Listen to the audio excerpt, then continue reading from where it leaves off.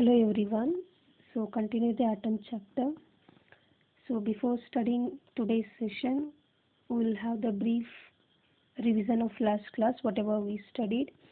So in my last class, we studied about the various spectral lines. So in that, we studied in detail about Lyman series, Balmer series, Paschen, bracket, also Fund series. In that, we studied the respective wavelength, that is longest, also the shortest. Also we determine wave number for the respective spectral series. Also we studied energy level diagram for the spectral series of hydrogen. So in this class we'll study about some of the terms. So first we'll study excitation and excitation energy, also excitation potential. So first we'll study what is the meaning of excitation.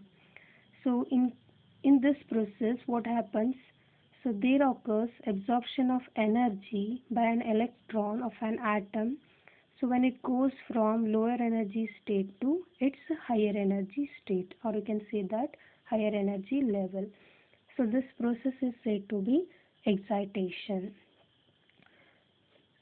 So next we have the excitation energy. So the energy required, or the amount of energy absorbed by the electron to go from the ground state to the higher energy state. So that required energy, or the amount of energy spent for that process, is said to be what? Excitation energy. Similarly, we have excitation potential. So the potential difference through which an electron in an atom must be accelerated so that it may go from the ground state to the excited state. So that is called excitation potential of the atom.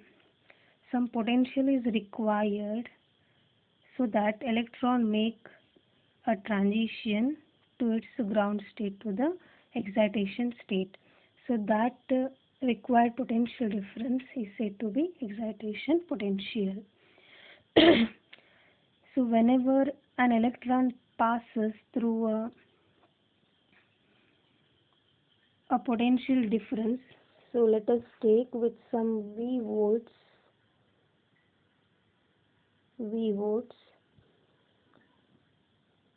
so it acquires an energy, so that is determined, or that is measured in terms of electron volt. So this is all about the excitation and the associated terms. Next we have the ionization and the related terms. So now we'll study ionization.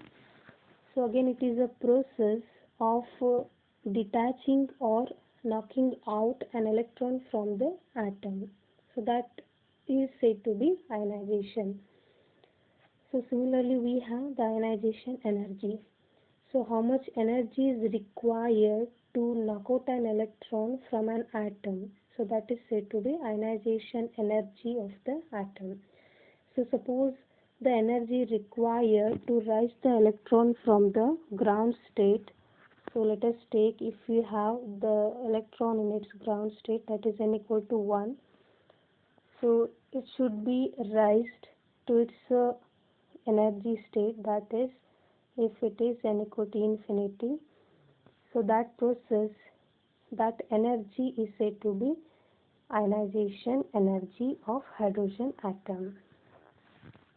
Similarly we have the ionization potential. So here also some potential difference is required through which an electron of the atom, so that is accelerated, so that the electron is knocked out of the atom. So that process is said to be ionization potential. So for example, if I consider the hydrogen atom, for that ionization potential will be 13.6 volts. So the potential required for the hydrogen atom will be 13.6 volts.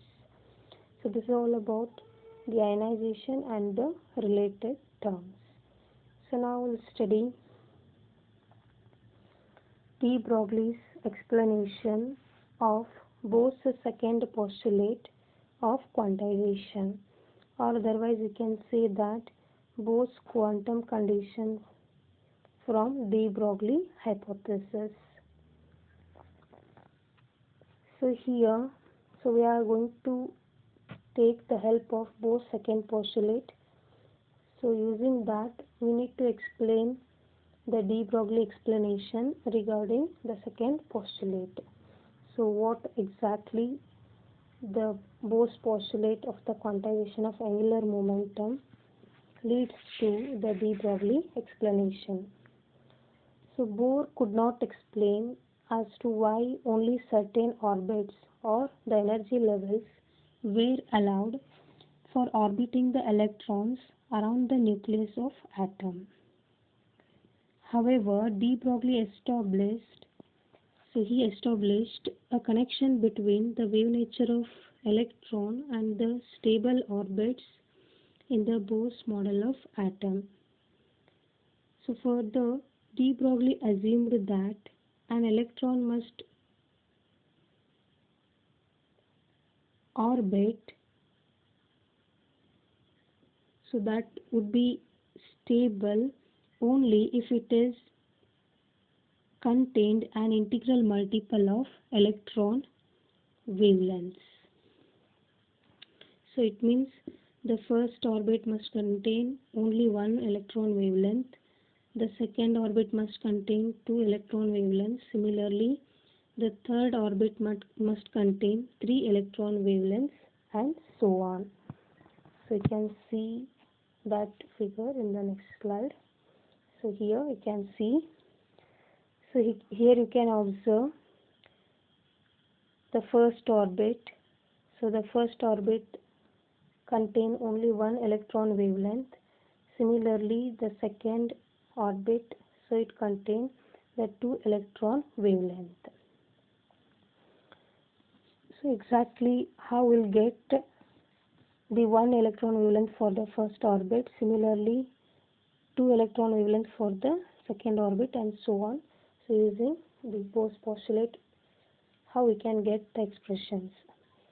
So according to de Broglie hypothesis, so it is given to the standing waves, so which are formed on the vibrating string of certain length. He assumed the circumference of the orbit of an electron as the length of the string. Thus, the circumference of the orbit of an electron must be equal to the integral multiple of electron wavelengths. So it is in this way. Suppose if you have one string, so it is between the two supporting strands. So since if I plucked this string, so we'll get some vibration. So those are named as standing waves. So we'll get the wave in this way. So the wavelength will be lambda. So that is considered as the circumference of the orbit. So now we can write the circumference of the orbit. Circumference of the orbit is given by 2 pi r. 2 pi r is equal to the wavelength of the string, so that is lambda. So suppose it is for n number of wavelengths, so we'll take it as n lambda. So here we can take n is equal to 1, 2, 3, and so on. So here what happens, according to Bohr's postulate of quantization of angular momentum, so we'll have the proof for the above equation. So here we have the proof. How will get 2 pi r is equal to n lambda. So according to Bohr's quantization, so L is equal to NH divided by 2 pi. So L is the angular momentum. For angular momentum, we have the expression mvr is equal to NH divided by 2 pi. After simplification, so we'll get the expression as 2 pi r is equal to, we can write NH divided by m into V. So here you can observe H divided by mv is equal to lambda. So that is named as de Broglie wavelength of the moving electron. So we can write here, but lambda is equal to H divided by m into V, de Broglie's wavelength of moving electron. So therefore we can write circumference of the orbit, that is equal to n into lambda. So this is how we get the proof for the above expression. So the circumference of the orbit of an electron is equal to the integral multiple of the de Broglie wavelength of the electron moving in the orbit. So we'll get 2 pi r is equal to n lambda. So where n is equal to 1, 2, 3 and so on. So this is about the de Broglie explanation of Bohr's second postulate of quantization. So next we will study drawbacks of Bohr's atomic model. So here we have some of the limitations for the Bohr's atomic model. So first one, so this model could not explain the spectra of complex atoms having more than one electron. So but it successfully explains the spectra of simple atoms, so that is the atoms having only one electron. So for example, it can explain the spectra of hydrogen atom and hydrogen-like atoms.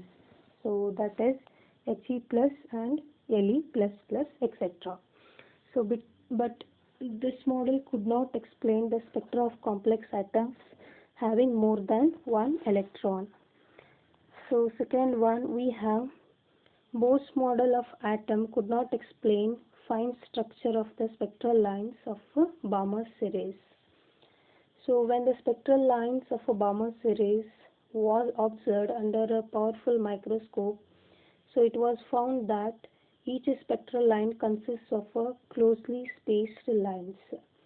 So that phenomena could not explain by using the Bohr's model.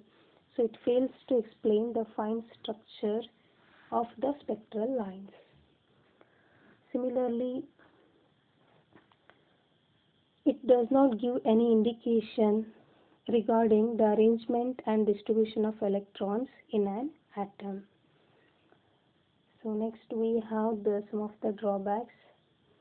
It does not give any idea about the relative intensities of spectral lines. So as I mentioned in the earlier videos, so as we move along the spectrum, so the intensities of the spectral lines goes on decreases along with the spacing between them. The spectral lines become closer and closer, so with their intensities, the intensities also goes on decreasing. So this phenomena or this fact could not explain by the Bohr atomic model. So this is also one of the drawback of Bohr's atomic model. Similarly, we have one more drawback. This model could not explain the splitting of spectral lines into a number of spectral lines under the effect of magnetic field. So that phenomena is said to be Zeeman effect. Zeeman effect. So this phenomena also does not explain by the Bohr atomic model. So Zeeman effect means the phenomenon of splitting of spectral line into a number of spectral lines under the effect of magnetic field. So why there is a splitting of spectral lines? So this could not explain by Bohr's atomic model. Similarly, we have one more drawback. So this model could not account for